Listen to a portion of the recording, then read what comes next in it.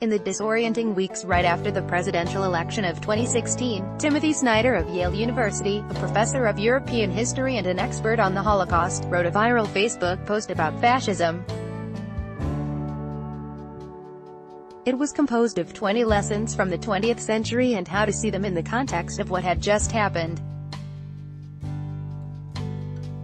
It was soon turned into a small book called On Tyranny, which served as a handbook for Americans to defend their democratic institutions, resist the propaganda and, most important of all, to think clearly and critically. Snyder wrote, "You submit to tyranny when you renounce the difference between what you want to hear and what is actually the case." This article was originally published at Salon-sponsored. It was obvious from the beginning that Donald Trump was a fabulist and a liar, and there seemed to be a shocking willingness among many Americans to roll with his alternate version of reality. Snyder's little book was a strangely comforting message in those strange early days, giving people a little bit of a roadmap as to how to approach these bizarre and unfamiliar circumstances. I suspect those words have echoed in the minds of many people over these last months.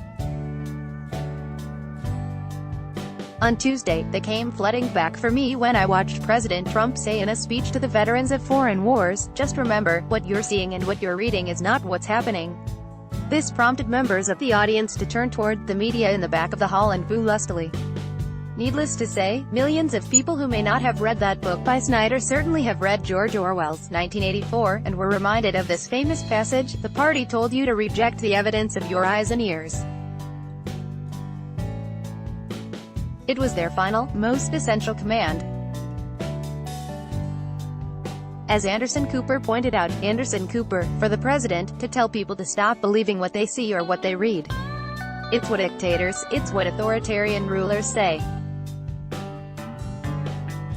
It's unbelievable in the truest sense of the word. https://t.co/chuanbghd.twitter.com/d4uv8jvg Anderson Cooper 360 degrees at Act 360, July 25, 2018. Trump is getting more explicit about this command by the day.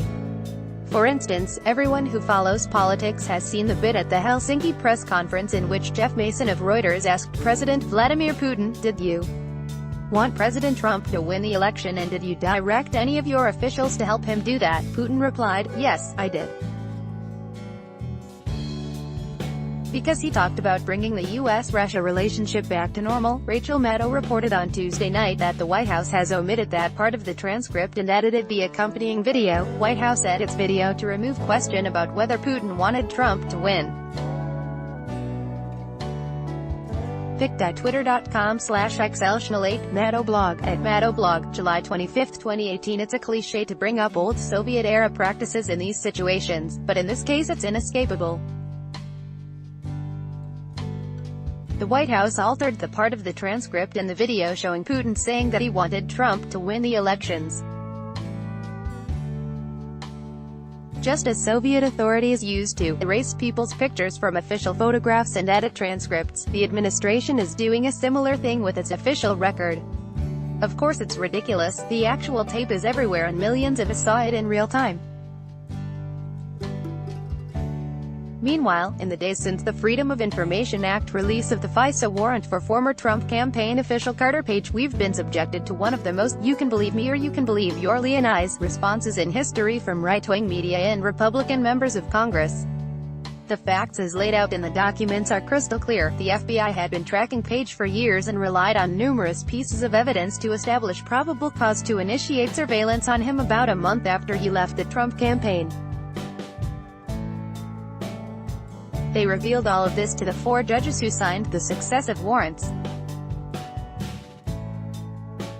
Yet Republicans still insist that those facts do not exist and continue to parrot their previous narrative, which Trump himself tweets out almost daily. That's the one in which the FBI lied to the judges and based their accusations entirely on the Steele dossier, which they assert proves that the whole thing was a partisan hit job. It's maddening. The truth is there for anyone to see, and yet they are simply declaring it is not. Thankfully, Senate Intelligence Committee Chair Richard Burr, RNC, finally threw some cold water on this gaslighting extravaganza. https://twitter.com/msnbc/status/1021919209822015489. It's unlikely that will stop the right-wing media from pushing this propaganda to their followers, but at least one Republican has validated reality in this story. These are all Orwellian strategies, and as disconcerting as they are, they're somewhat familiar. But the president laid out another in a tweet on Tuesday that is a bit less recognizable. It's almost as if he's preparing to re-up his "the election is rigged" mantra from the 2016 campaign, when he seemed sure he was going to lose and was prepared to lead his movement to an insurrection after the fact. After having erased Putin's admitted interference on his behalf, he's now going to lay the groundwork to invalidate a democratic blue wave, as the work of the Russians on behalf of their true allies. It's diabolical but not unique. Timothy Snyder's new book is called The Road to Unfreedom, and lays out a technique perfected by none other than Vladimir Putin himself, which Snyder calls schizofascism.